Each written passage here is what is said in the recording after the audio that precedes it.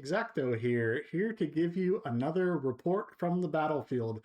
This time coming to you after I just got finished today with my local gaming store's pre-Rift event. Um, I had a really good time with it.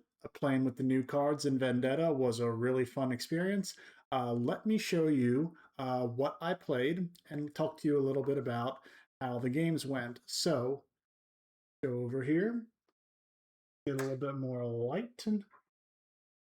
Okay, so if you're not aware how Riftbound pre-releases go, you get 5 booster packs of the new set. In this case, it was a Riftbound Vendetta, and you get 1 pre-seeded pack to see to give you a kind of like a guiding point of what legend you might want to play, what cards or colors you might want to play in your deck.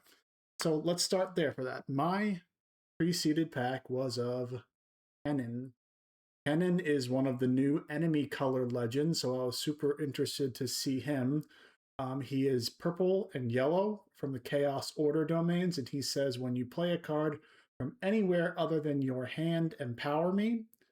And for an action speed, disempower him, give a unit assault to this turn. Now this is very effective, a pretty good legend to pull, because playing cards anywhere from other than hand, you might think of things like hidden cards, but it also counts things like playing your champion unit, as well as cards with the new mechanic called flow in this set, meaning that there are certain cards that when you play them, they go to your trash bin, and then they have a cost attached to them where you can play them again from your trash for their flow costs. Something like that would also trigger Kennen's Empower.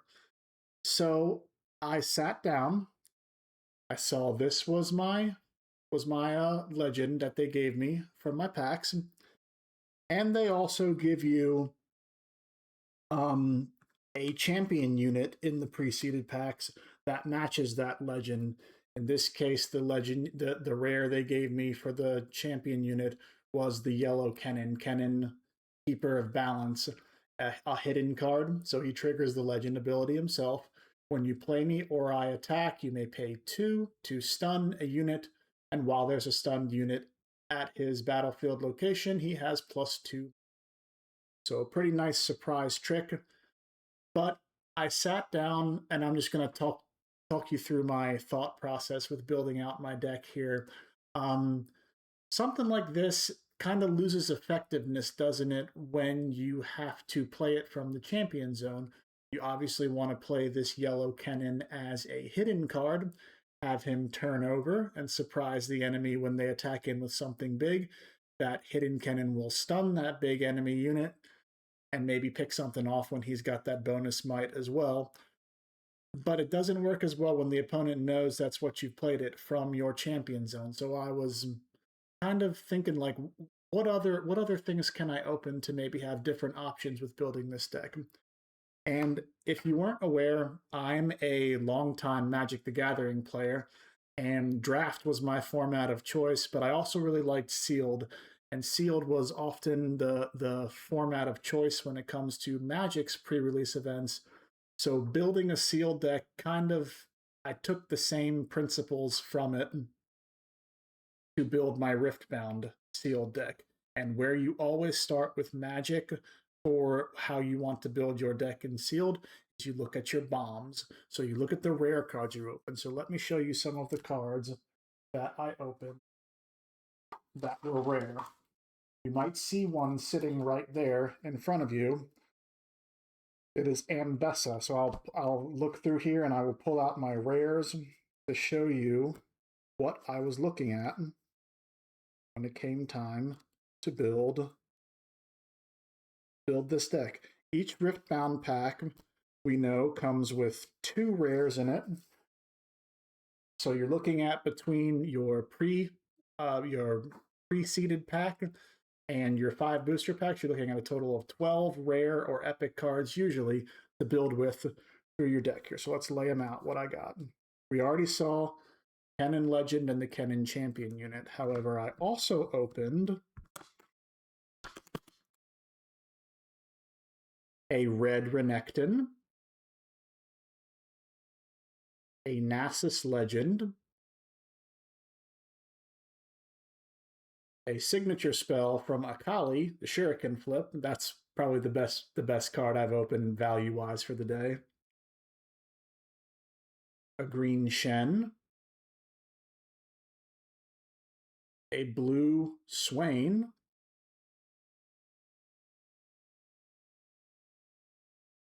this yellow Fallen Feline, Jace Hammer in Hand, as well as 2 copies of Ambessa the Wolf. And one more, since that was 11, one more. I opened up the copy of this purple Mina Swiftfoot. So, looking at the rares that I opened, rares can be bombs. They can also be kind of ineffective when they're kind of suited more for constructed play than they are for sealed play. However, I noticed that I had a lot of, or at least 3, very effective cards in the body orange domain. So that made me think, maybe orange is something I want to consider including in my yellow and purple pre-seeded pack.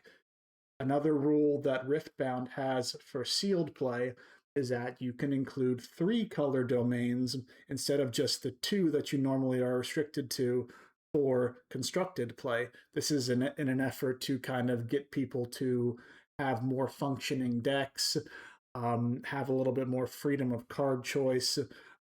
If you were restricted to just 2 colors, people might end up with, on the most part, pretty unfunctional decks. So they give you the option to include a 3rd color. So I really took a hard look at orange here, and I decided this is probably where my best cards are. So let me show you what I was looking at for the rest of the deck. Let's start with the units, the 2-drop creatures. I opened up 2 copies of the Legion Marauder and 1 copy of Gust Monk for my 2-drops. This is, many people consider this is the best 2-drop at common, or at least in the orange color, because he can be empowered for 1 or recycling an orange room. And when he gets empowered is a new mechanic in the Vendetta set where you pay a cost and you get a benefit most often for the unit that you are empowering. And they stay empowered until something may take effect to depower it. So this guy, you pay 1 or recycle an orange rune, he becomes a 3-power unit. So as early as turn 1, if you want to recycle something, you could have a 3-power unit on the board. Very good value for a 2-drop. Then at the 3-drop slot, I had 2 copies of this lovely little card, Up from the Deep. For 3, you get to play 2 1-power tentacle unit tokens, and then the real value comes from the flow cost, you see. When it's in the graveyard, you have the option of paying 3 again to play another 2 1-power tokens. So if anyone is familiar from back in Magic days, the card Lingering Souls, this isn't quite Lingering Souls because those tokens had flying, but if you can add 4 bodies onto the board, although they are only 1 might each, that represents a lot of ability to double conquer, have them die or fade away on the reconquer from the opponent, but then you have more to continually push into battlefields, push point tempo. This was a very effective card. I will speak more on it in a minute. But it's safe to say that it was very good for what it did. I also had 2 copies in the 3-drop slot of a Tornado Warrior. When you play it from face down as a hidden card, you may empower something at the battlefield, and then it gets disempowered at the end of turn. This played more into Kennan's wanting to play things from areas other than hand, being hidden. And then I finish out with 2 more value 3-drops, the Brutal Hunter and the Soul Spinner. Then looking at the 4-drop slot, we were already looking at 3 rares at 4, 2 Ambessas and 1 Jace. And I'll put this Ambessa to the side and talk about her in a minute. But those were the start of our 4s. We then had 2 copies of the Tailcloak Matriarch.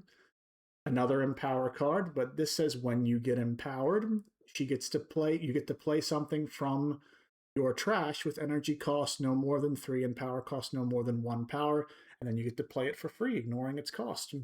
A little bit of unit recursion, which is always valuable in sealed or limited formats. Then at the 5-drop slot, we had 2 cards, Shadowblade Lurker and Keeper of Law. These I really included just because you see I'm very heavy on 3. I have a good amount of 4s, but I needed something in the back end of the curve to play later on in the game. So these were really just 5 drops for 5 to kind of fill out my power curve. And then at the end, 2 very nice 6 drops. The Horns of the Dragon, a 6 cost 6 might unit, just a very big guy that has tanks, so people have to deal with him first at battlefields. And then this lovely card for 6 and a purple power, Mina Swiftfoot. When I move to a battlefield, choose 1. Each player discards 1, or each player draws 1. So I get to choose that when I move her. And remember that I am playing cards that have flow on them, like the Up from the Deep card. So if I discard that, I still get to have some value for it later on if I play it from the trash, whereas maybe my opponent wouldn't have the same value attached to it from whatever they discard. My spells, playing 2 copies of the spell Lacerate. Choose a unit. If it's temporary, disempower it, then kill it if it has 3 might or less. In sealed and limited in general, you want to play every copy of removal you got, every copy of interaction, because there's not that many going around and you need ways to deal with your opponent's cards. These were very effective. Spoiler alert. Also played a pump spell, Guttural Roar. For 2, you give a unit +2 this turn, and if it's empowered, it gets even bigger. It gets +4. Good effective pump spell. Also was playing 2 copies of Dragon Form. Choose a unit. Its base might becomes 5 this turn, and then it's got that flow cost attached to it. I was really, really looking very hard at any card that's had hidden on it, or any card that had flow, because I wanted to be able to trigger my Kennen Legend to give something Assault too. These also work in combination with the Up from the Deep cards. 1 power tentacles are not that scary. However, if I can make that tentacle into a 5 might tentacle instead, now that trades up with almost everything in this set. So this was kind of a combo I was trying to do. And the fact that you can play both of these twice is really like I'm getting, in this case, 8 cards worth of value for only 4 cards in my deck. Seemed like a good start to things for me. Similarly, going along with that, I want to show you this card, Tools of Empire. Now, this is a gear that when it comes down for 4, it says you tap it to give a unit +2 might. Decent. But if you empower it for 2 more, now going forward, you tap to give a unit +4. So again, it's kind of like more copies of this spell, except I can do it as many times as there are turns in the game. If I can make my tokens, my tentacle tokens, into 5 mites, they're a big threat to push battlefields, to push people off the battlefields, and score points myself. And then again, another flow spell, this time a pump spell. For 4, Onslaught says give a unit +6 this turn. And then for flow 4, you play it again. So, how did the games go? Well, our tournament organizer decided we would play 3 rounds of best of 1. And I'm happy to say that in those 3 rounds, I did win all 3 rounds that we played. In pre-release events, we do have newer players do come out, and I love that there is an opportunity for new players to pick up the game in kind of a low stakes environment and learn how to play the basics of playing without having the big competitive edge over top of things. So in my first 2 rounds, I did play some newer players. I was very happy to see them come out. I would like to have them continue to come out so we can have these bigger events. Are always more fun than smaller events. I was fortunate enough to get the win in those games, but again, opportunity to grow the community, awesome. In my last game, I played against one of the very talented players at the shop, and we had ourselves a good game. And in the end, it was just a matter of rules of the Empire, powering up tentacle tokens and powering up Jace Hammerhand into a big monstrosity, and Kennen giving things assault. And it was a big time value engine that was really effective in winning the day. I did forget to mention that for my champion unit, I ended up playing Ambessa the Wolf. You can pick, like I said, you can play 3 colors in your sealed pool. I wanted access to Ambessa every game because I figured she was by herself probably the most powerful card in my pool. So if I have a guarantee to have my most powerful card as early as turn 2 every game, sign me up for it. Let's talk about cards that overperformed and cards that I think were not so great. Um, let's start with Ambessa herself. This card is a house. She comes down. She cannot be dealt damage unless she's in combat once you empower her. And why would you not empower her? You get a 7 might unit, and 7 might is good enough to push almost anything off the battlefield by itself, one-on-one matchup that is, in this format. When you combine it with things like Kennen's +2 assault, or stunning things with the yellow Kennen unit, very often it will hold battlefields and, like I said, push people off when you want to take a battlefield.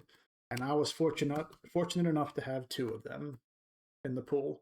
When you have 2 bombs, you're in good position in sealed. I'll say Jace hammer in hand as well. The fact that he is flexible enough to have you choose his ability when he becomes ready. You can either give him assault 2, deflect 2, or ganking. He can take battlefields. The next turn when you untap with him, he can maybe gank over and take the other battlefield as well. He had one turn where I gave him assault 2 from his own ability. I gave him assault 2 from Kennen, the Legends ability. I pumped him up with Tools of the Empire and just had an absolutely massive 13 power Jace coming in to take a battlefield where my opponent had stacked up some defenses on, and he really helped push things over there. The 5-drops were, as I said, they weren't super impressive. They were just kind of stat sticks when I did get to play them. The Keeper of the Law, the discount on it is very nice, don't get me wrong, but it does take some setting up to get to. Now, granted, that setup is made easier when you can put 2 tentacles on the battlefield and then play a cheap discounted 5 might unit there, but you do have to set things up to use it correctly. The 6-drops were very big bodies, good as advertised. And the Tailcloak Matriarchs too, I never got the chance, or I should say I never needed to empower the Tailcloak Matriarch to reanimate a 3-drop or less. But again, just having access to a value 2-for-1 stick like that was good. This might be surprising, but for me, the MVP of the day has to be this card, Up from the Deep. Like I said, 4 bodies, and then when you have the opportunity to pump them through various means, this is just a lot of value for the cost that you pay.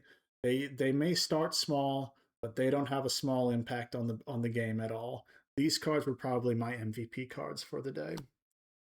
And my 2-drop orange guys performed here. These guys were good.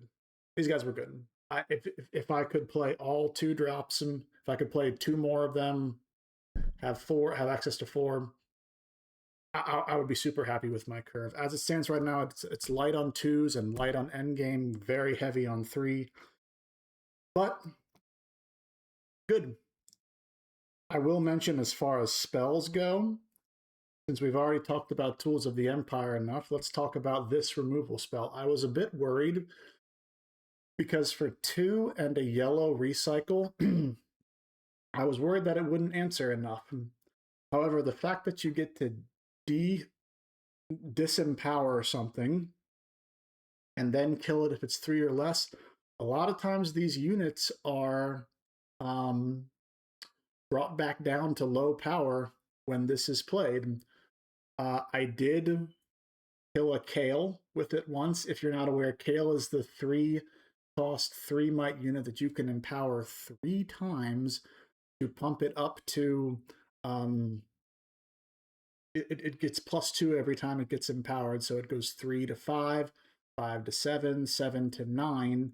And then when it has that third empower, it gets ganking and deflect 3. So it becomes just an absolutely horrendous unit to deal with for an opponent. Granted that if this disempowers, it only takes 1 of those Kale empowers, but my opponent that time needed a presence on the board, so they played their Kale. They did not empower it. I was able to lacerate it immediately next turn, and I dealt with something early that could have really had a lot of negative effects on me in the turn, in later turns. There was also the 1-drop green cat that I saw. I saw one of my opponents play, and I was like, I had the lacerate in hand, and my thought was, my goodness, if you dump 7 runes into this cat, because if you're not aware, the cat is a 1-cost 0 might unit, but if you pay 7, it gets +7 and has deflect. I said, if you spend your whole turn powering up that cat to take a battlefield, I am going to really set you back on tempo when I kill it next turn. And they did. They did power it up. They did push one of my tentacles off the battlefield. But then for 2 and 2 runes for the deflect cost this time, I was able to wipe out his 7 mana play and kill his unit. That's probably a little bit of Christmas land with the effectiveness of this spell. But as you can see, it also has flow for when it is used once in the graveyard. So it's kind of like 2 removal spells at once. But that was probably my coolest play of the day, killing a 7 energy investment with 1 card. So, while I pack this up, let me give my thoughts on the format, the limited amount of time I had on the format in general. Thought it was fun. It seems like a good set. I'm not a hard guy to please when it comes to limited gameplay, but I like that there is so much 2-for-1 value with cards. Flow is 2 uses of a spell for 1 card. Empower kind of gives you some options to play. It gives you some decision points. Do I want to add to the board, or do I want to power up and invest in 1 unit? It gives a little tension with stuff. Most of the legends seem pretty good. I saw a lot of doubts about stuff like Jace or maybe Akali or Kennen himself. Everybody wanted to open the Ambessa card, the Ambessa pre-seed, I should say. And she is very good as a pre-seed pack. But I saw people having good effects with Mel, with Kali herself, with Kennen in my case here. Even Zed had a deck that was doing really, really well in the hands of a skilled player as well. The only one that maybe you don't want to open is Nasus. poor Nasus. He doesn't catch a break. He was the one everyone's sitting around looking at their boxes like, please not Nasus, please not Nasus. And maybe he'll have his day in constructed, because he honestly wasn't that good in sealed. But let's finish out the video like we always finish out these videos, these battlefield reports. Let's open up our prize packs too. All right, so I think I want to start with the Nexus Knight pack. Normally we save this for the end, but let's see what type of stuff we have in here for the Vendetta set as I stumble with opening the pack. All right, so we get some foils. Okay, maybe I was wrong. Maybe this is the Unleashed Nexus Knight pack, so maybe they're not allowed to give out the Vendetta ones. Let's see what we got. Stare Down, Sinister Poro, and Ultra Soft Poro. Okay, 3 foils. 3 interesting looking foils. Okay, not bad. All right, but let's get to the cool stuff. Let's open some new cards here. First pack of Vendetta. Let's see what we got. Dredge Up. A very nice draw spell. Oasis Raider. Serene Ascetic. Very nice 3-drop. Reluctant Leader. I had a couple of these from the Kennen pool, but I didn't play them. Legion Marauder. Good 2-drop. Mask Mother. Keeper of Law. Key Barrier. Now, this one actually blew me out in one time when I was attacking in with a very large Ambessa. He plays Key Barrier. Now, it didn't kill my Ambessa on his side, but it did stop me from pushing him off a battlefield. I think that this spell might have a chance in Constructed. 7 mana deflect, 7 mana, not deflect, but a shield pretty much for 7 damage. Seems like it might have a chance. Shadows of the Past, a reanimate spell. And the battlefield, Inku Temple. Maybe I should mention my battlefields. I did not open very well, very nice battlefields. So I played 2 blank battlefields, as well as a battlefield that said this one. Turn it on its side here. During showdowns, cards with reaction cost 1 power more to play. I didn't have very many reaction spells, so I was like, I'll just tax the opponent if they have any of theirs. And that was the one named battlefield I had. In best of 1, you flip your battlefields over, mix them up, and the opponent chooses 1, and you choose 1 from there, and it's just a random of what you get. So again, I was playing 2 blank ones and that card. Our foil is Sandstone Chimera. That's a big unit. First rare. Okay, I complete my playset of Ambessa the Wolves. If ever I need that for Constructed, I got my 3 already. And we get another copy of Swain. Blue Swain. When I conquer, if you've played a non-token unit, a non-token gear, and a spell this turn, score 1 point. A lot of hoops to jump through to score that point. Second pack.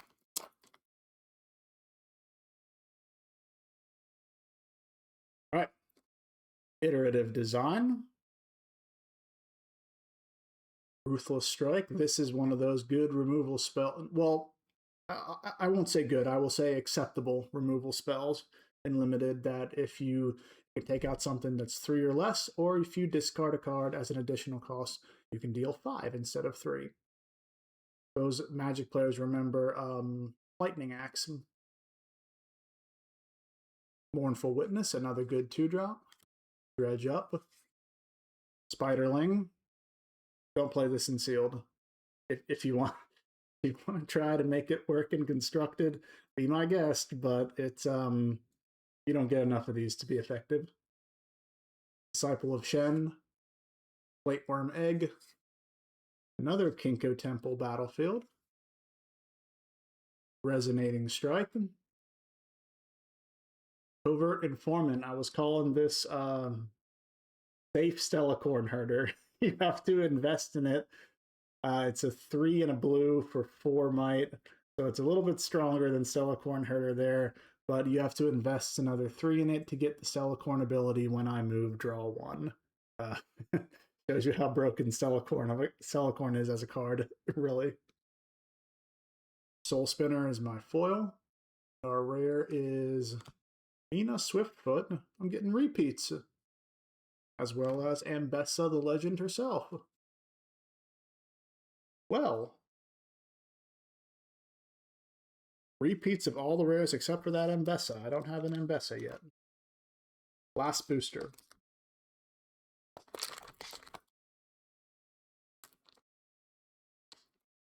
Okay. Start with Mournful Witness. Dredge Up. Forsaken Bakai. Repair Specialist. Up from the Deep, we love Tentacles. Reluctant Leader. Jagged Cutlass. Our uncommon is Noxian Demolitionist. Bakai Reaper. Noxian Emissary. Now this might actually be the best 2-drop in the format. Yeah, for 1 and a yellow, he empowers, and then he has the ability, if he's empowered, for when he dies, you get to play 2 1/1 units to your base. That's a nice death knell ability. Our foil is Sky Cruiser. Our rare is Gangplank. That's pretty cool. Gangplank is a super powerful card.